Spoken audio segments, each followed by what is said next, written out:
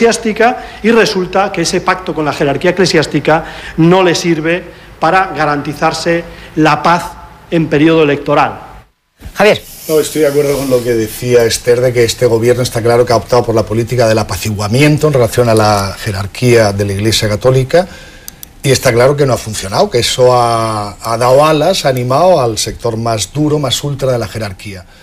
Es verdad que esta política de apaciguamiento no ha funcionado, le han subido el porcentaje del IRPF, han permitido que la asignatura de educación para la ciudadanía se adapte en los colegios religiosos a la enseñanza, a la catequesis cristiana, no ha funcionado.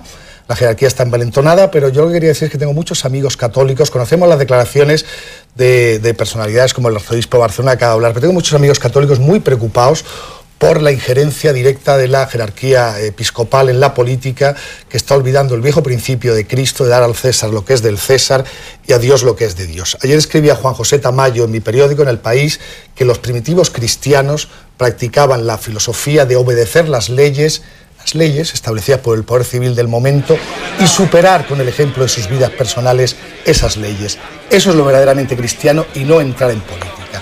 Y un elemento además que me parece muy farisaico, y es que los obispos organizan una manifestación, denuncian las políticas del gobierno y del Parlamento, dicen que la democracia está en peligro y cuando se les critican, se declaran agredidos. Ahora emiten una nota pidiendo prácticamente el voto para una determinada formación política y criticando al gobierno, y cuando se les critica se dicen agredidos.